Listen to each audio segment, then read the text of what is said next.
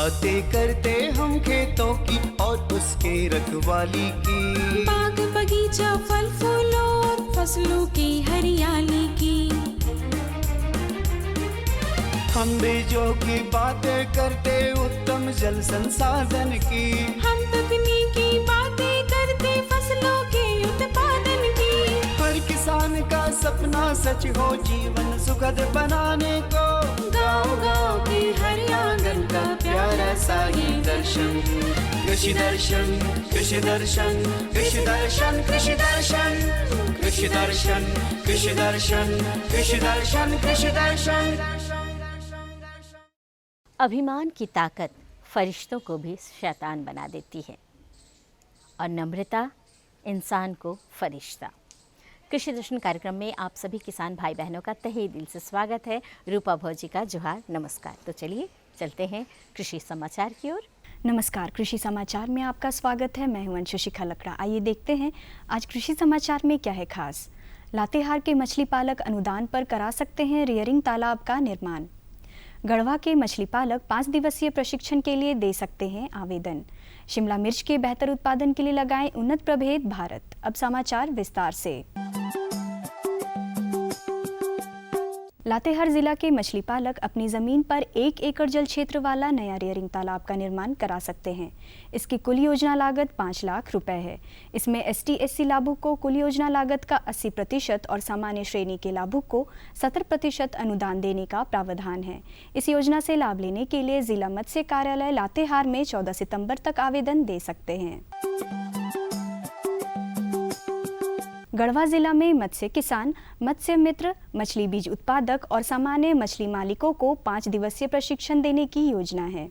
प्रशिक्षण का उद्देश्य है मछली पालकों को मछली पालन की नई तकनीक और नई विधि से अवगत कराना। इस प्रशिक्षण कार्यक्रम का आयोजन मत्स्य किसान प्रशिक्षण केंद्र धुरवा रांची में होगा।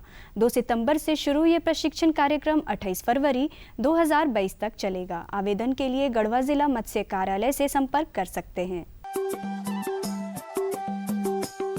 परागन में मधुमक्खियों की महत्वपूर्ण भूमिका होती है, लेकिन बरसात के मौसम में मधुमक्खियों की सक्रियता घट जाती है। इस मौसम में बेहतर परागन की कमी से कम फल लगने की समस्या हो तो स्वयं कृत्रिम पर परागन की प्रक्रिया पूरी करें। लतेदार सब्जी फसलों में नर फूल और मादा फूल के पराग निषेचन से फल बनने की प्रक्रिया पूरी होती है। मधुमक्खी फूलों से रस चूसने के क्रम में नर फूल का पराग मादा फूल तक पहुंचाने का काम करती है, लेकिन अभी मधुमक्खियों की गतिविधियां बहुत कम हो जाती है, जिससे स्वाभाविक रूप से परागन नहीं हो पाता है। इसलिए किसान आप स्वयं ब्रश की सहायता से नर फूल का पराग मादा फूल में डालें, इससे बेहतर फलन होगा। बरसाती का मौसम में आपका जो पॉलिनेशन करता है बीज, हनी बीज, तो बरसाती मौसम में हनी बीज का कम होता है, उसका जो मूवमेंट भी कम हो जाता है। तो इसीलिए अगर हम लोग अगर एक्सटर्नली हम लोग इसका परागन के लिए हेल्प करेंगे, जैसे आपका पौधा में 2 फूल होता है, नर और मादा का, हम सुबह 7 बजे के लगभग अगर जाएंगे, सुबह का जो फूल है उससे पोलन लेके, नर का फूल से पोलन लेके ब्रश से आप मादा का फूल में पोलन डालेंगे तो फल भी अच्छा पकड़ेगा और वो फल ना पकड़ने का शिकायत नहीं आएगा और उपज भी हम लोग का अच्छा मिलेगा। शिमला मिर्च की खेती के लिए सितंबर तक फसल लगाने का काम कर सकते हैं। शिमला मिर्च के बेहतर उत्पादन के लिए सामान्य प्रभेदों में कैलिफोर्निया वंडर, येलो वंडर, अर्का मोहिनी या अर्का गौरव लगाएं, जबकि संकर प्रभेदों में भारत या इंद्रा लगा सकते हैं। शिमला मिर्च के सामान्य प्रभेद की बुआई में 800 ग्राम बीज और संकर प्रभेद की बुआई में 400 ग्राम बीज प्रति हेक्टेयर की दर से लगाएं। सामान्य प्रभेद की बुआई में कतारों और पौधों के बीच 45 से 45 सेंटीमीटर तथा संकर प्रभेदों की बुआई में कतारों और पौधों के बीच 60 से 60 सेंटीमीटर की दूरी रखें। शिमला मिर्च के सामान्य प्रभेद कैलिफोर्निया वंडर, येलो वंडर, अर्का मोहिनी और अर्का गौरव की औसत उत्पादन क्षमता 250 क्विंटल प्रति हेक्टेयर है, जबकि संकर प्रभेद भारत और इंद्रा की औसत उत्पादन क्षमता 500 क्विंटल प्रति हेक्टेयर है। राज्य के किसान खेत की तैयारी करने और खरपतवार नियंत्रण करने के लिए कृषि उपकरण बखर का उपयोग कर सकते हैं। इसकी कार्य क्षमता 1 से 1.5 एकड़ प्रतिदिन है। आज हम जानेंगे भिंडी फसल में रासायनिक दवा के बिना सफ़ेद मक्खी कीटों की रोकथाम कैसे करें। भिंडी फसल में सफ़ेद मक्खी कीट के रोकथाम के लिए प्रति एकड़ की दर से 4 से 5 येलो ट्रैप या डेल्टा ट्रैप लगा दें।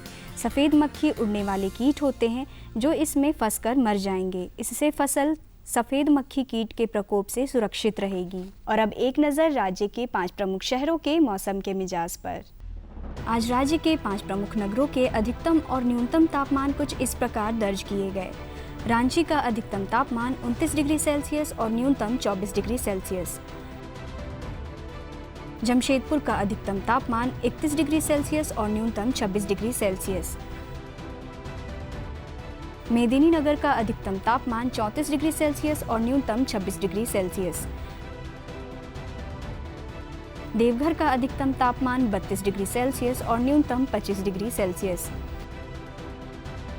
वहीं धनबाद का अधिकतम तापमान 29 डिग्री सेल्सियस और न्यूनतम 25 डिग्री सेल्सियस रहा।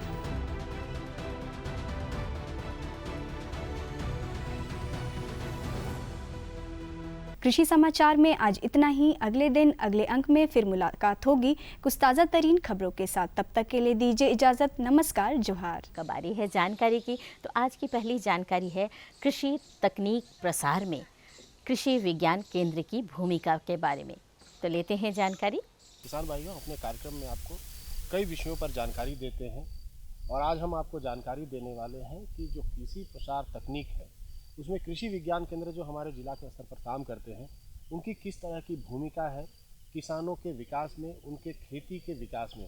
और इस महत्वपूर्ण विषय पर जानकारी देने के लिए हमारे साथ उपलब्ध हैं विशेषज्ञ डॉक्टर एस कंकार सर। जैसे जो बड़े संस्थान हैं सर, जो यूनिवर्सिटीज़ हैं या जो अनुसंधान केंद्र हैं, उनका कार्य अनुसंधान करना है, लेकिन जो जिला के स्तर पे, ब्लॉक के स्तर पे, ग्राम के स्तर पे उस तकनीक को पहुंचाना, उसका प्रसार करना, जो वहाँ पे केंद्र है उनकी जिम्मेवारी होती है। तो अगर आज हम बात करें कृषि विज्ञान केंद्र की जी, तो वो इस काम में किस रूप में सफल है या कैसे काम कर रहा है या इसकी ज़रूरत क्यों पड़ी स्थापना की? बहुत अच्छा सवाल भी है। इसमें हम तो ये कहेंगे कृषि विज्ञान केंद्र है, इसका जो नाम है, देखिए ये ज्ञान का भंडार है, ज्ञान का केंद्र है। इसको हम लोग ये सोच सकते हैं ये एक मध्य बिंदु है जिससे कृषि कार्य संबंधित सभी प्रकार के जो नॉलेज है, उसका जो उपकरण है, वो कृषि विज्ञान केंद्र के माध्यम से हमारा जिला का जो किसान भाई हैं उसके तक पहुंचा दिया जाता है। तो कोई भी कृषि में डेवलपमेंट जितना हुआ है और उसको हम लोग आगे और कैसे किया जाएगा, इसके सभी हमारा टेक्निक कृषि विज्ञान केंद्र के द्वारा दिया जाता है।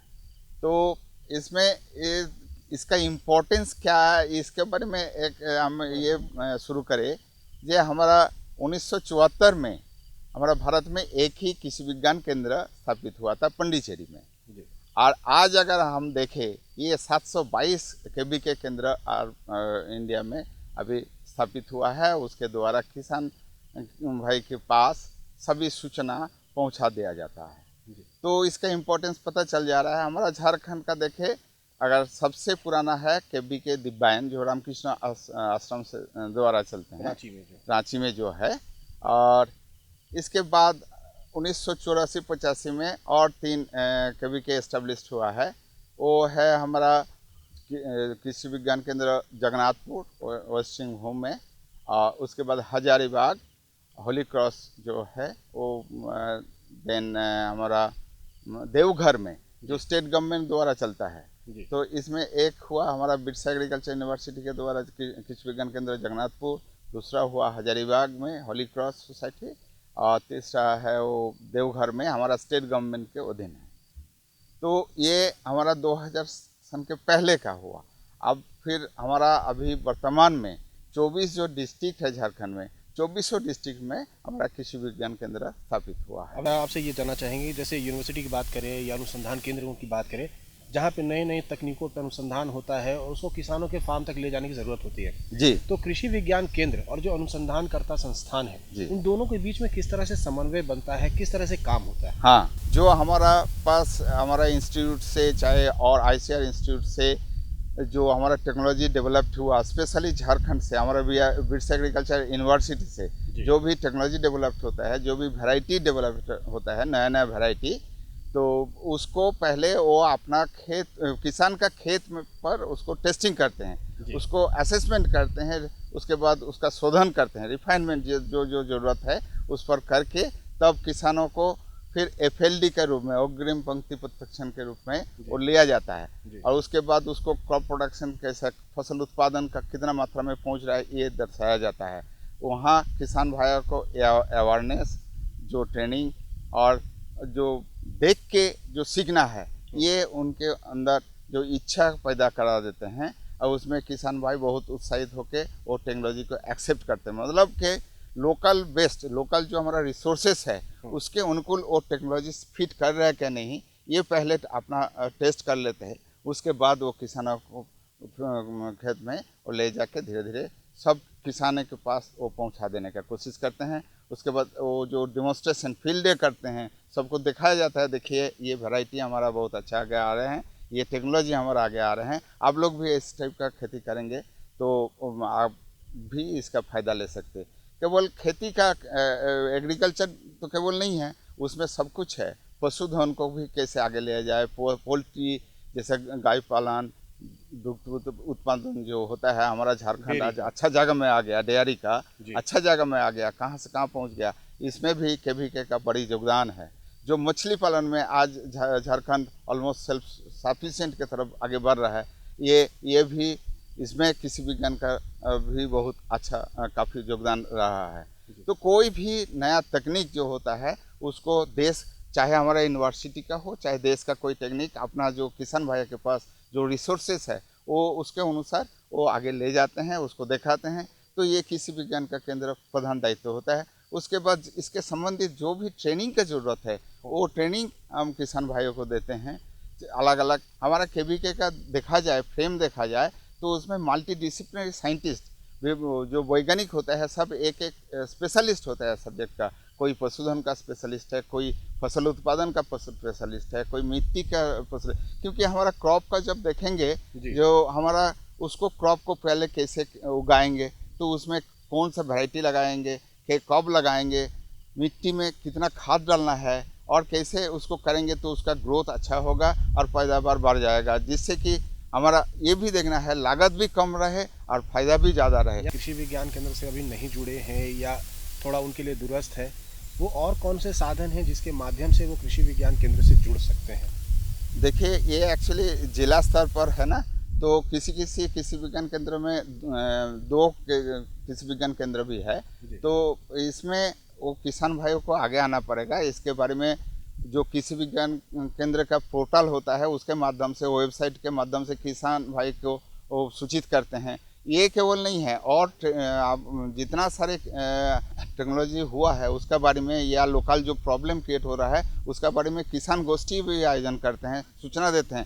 केवल वो नहीं है, हर जिला में एक कृषि मेला लगाया जाता है, एग्रोटेक कितना हुआ है, तो उसमें सबका समागम कराते हैं।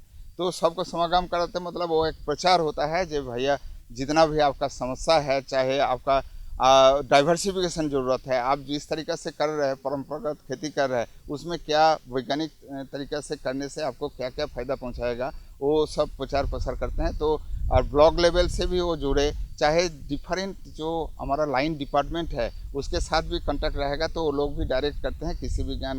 यानी कि हम कहें कि अनुसंधानकर्ता और किसान के विकास के बीच में कृषि विज्ञान केंद्र एक मजबूत कड़ी के रूप में काम कर रहा है। जी एकदम। तो किसान भाइयों, देखा आपने कि हमारे विशेषज्ञ ने आपको काफ़ी अच्छे ढंग से सब बताया है कि कृषि विज्ञान केंद्र किस तरह से किसानों के विकास के लिए और साथ में अनुसंधान और किसान के बीच में कड़ी के रूप में काम कर रहा है।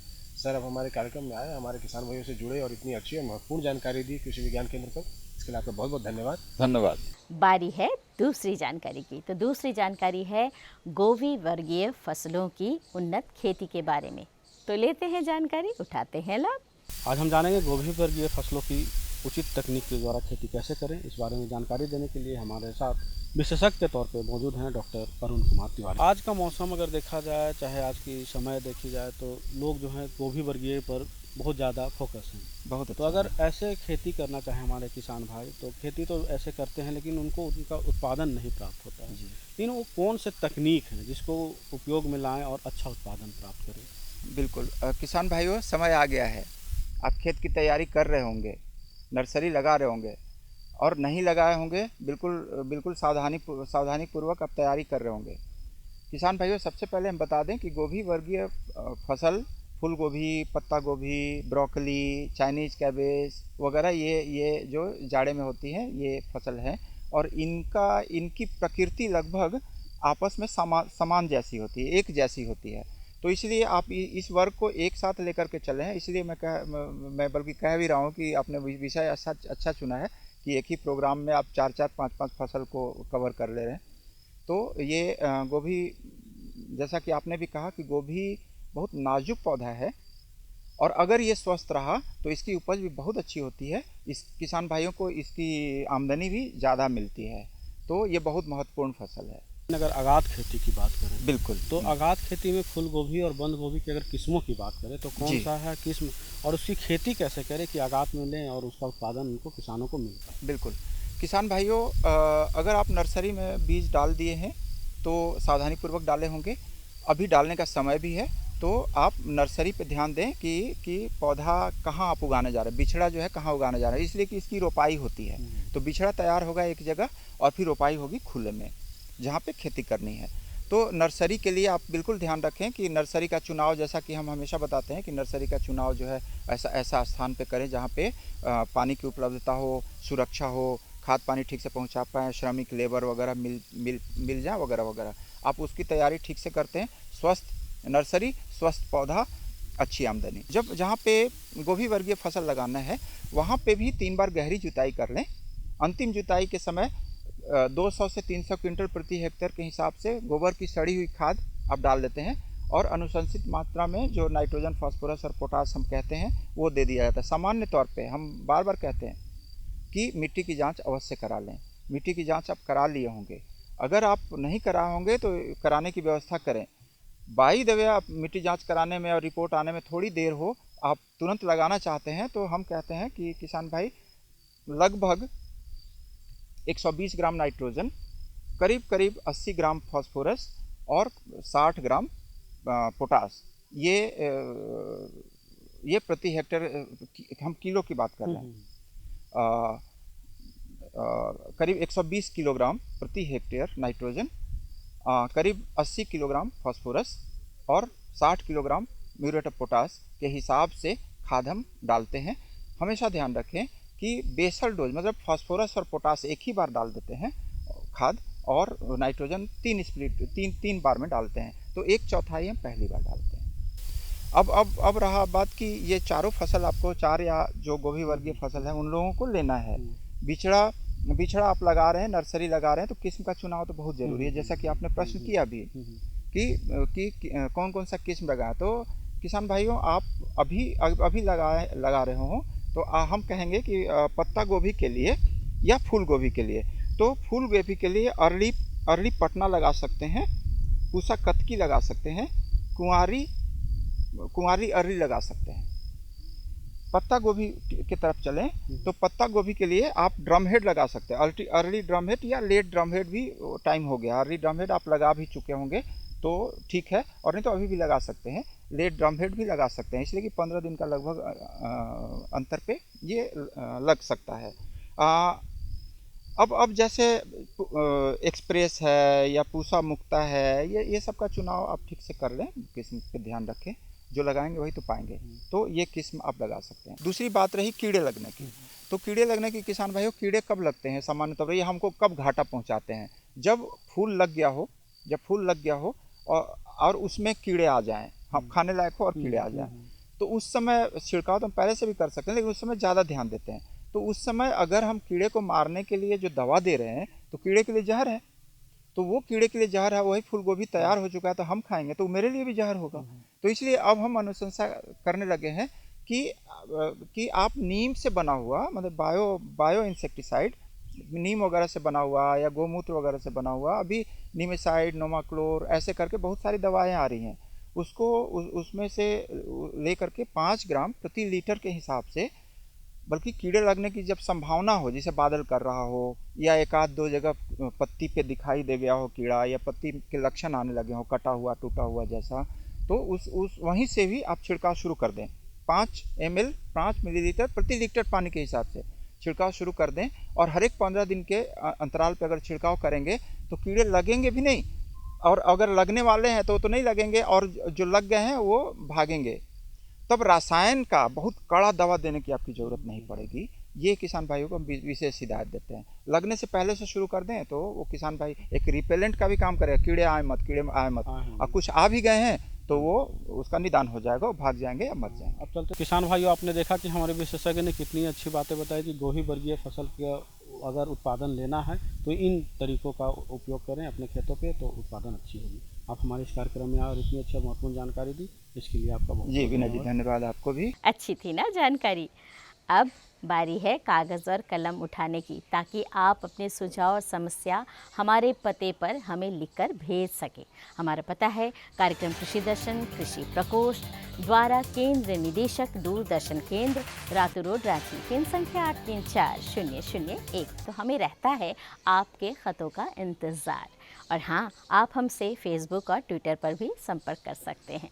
अब हमें और हमारी पूरी टीम को दीजिए इजाज़त। जोहार।